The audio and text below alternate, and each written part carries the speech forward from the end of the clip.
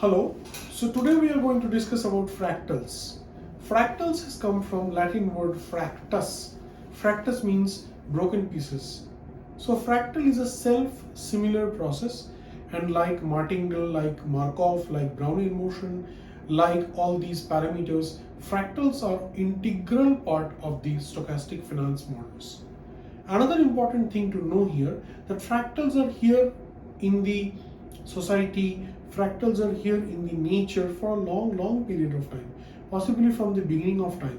However, Benoit Mandelbrot, the Lithuanian-born French scientist who was settled in the US, he was the first person in 1963 when he wrote about fractals, when he was working in his lab in IBM in the US. Fractals typically come with a self-repeating calculator, and the self-repeating calculator has been derived in this video itself. Another important part of fractals is that it repeats itself. So you can either blow it up or you can stay range bound. So these are two properties of fractal. Either it can be explosive in nature or it can be range bound in nature. We will understand those derivations of fractals in this same video. Therefore, stay tuned into this video. This video is all about fractals. Fractal has come from a word fractus, and fractus in Latin means broken parts. So fractals are another important and integrated part in stochastic finance, which was predominantly discovered by Benoit Mandelbrot. And Mandelbrot has explained it that in a complex plane, what is the magnitude of a complex number? So fractal is nothing but magnitude of a complex number in a complex plane.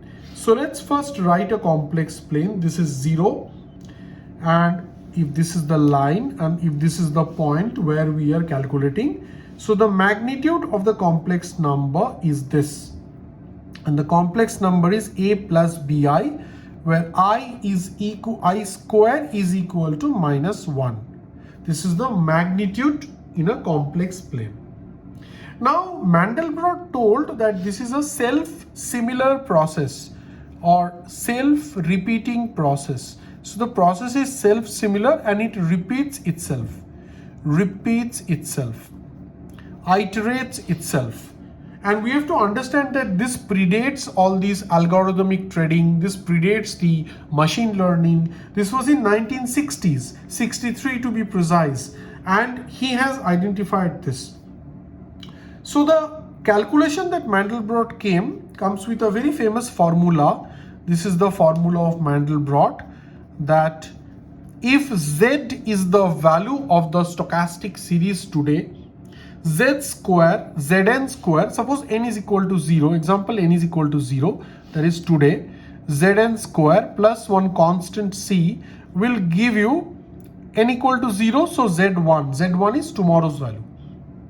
So this is in accordance with Markov chain. You can see Markov theory, you can see that today is Z and tomorrow is Z1, so Z and Z1 has a relation, and the relation is also determined with a constant called C. So in this case, Mandelbrot came out with two cases. One is a case of explosion and another is a case of range bound movement. So let us start the first case of explosion.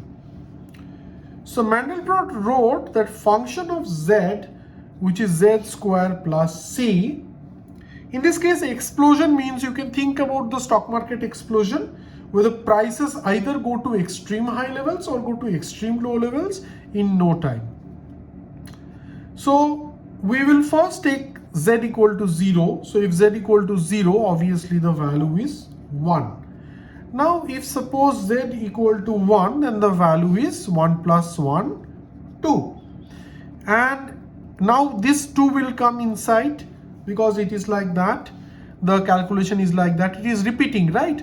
So here this is 2. Now this 2 comes here, and therefore 2 square plus 1. So it is 5.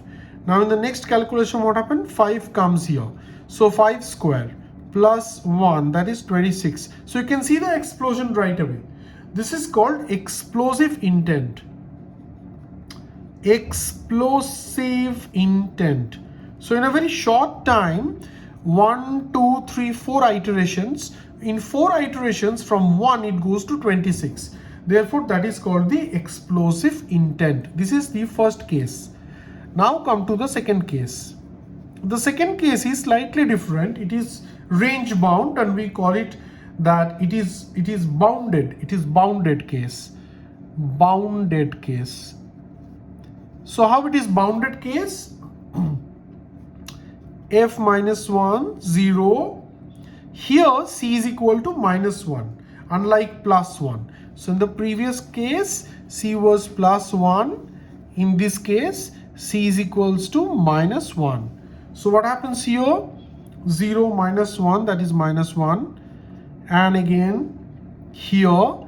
Now this minus 1 comes here inside the bracket. So minus 1 gets squared up and minus 1 here. So this becomes 0. In the next step, what happens? 0 comes inside the box because it will get iterated. So 0 square minus 1. Therefore it is again minus 1. So it is iterating between, then again minus 1 comes here. So in the following step, minus 1 gets into here. So minus 1 gets squared up and the value becomes 0. So this is ranged between minus 1, 0, minus 1, 0. So it is range bound.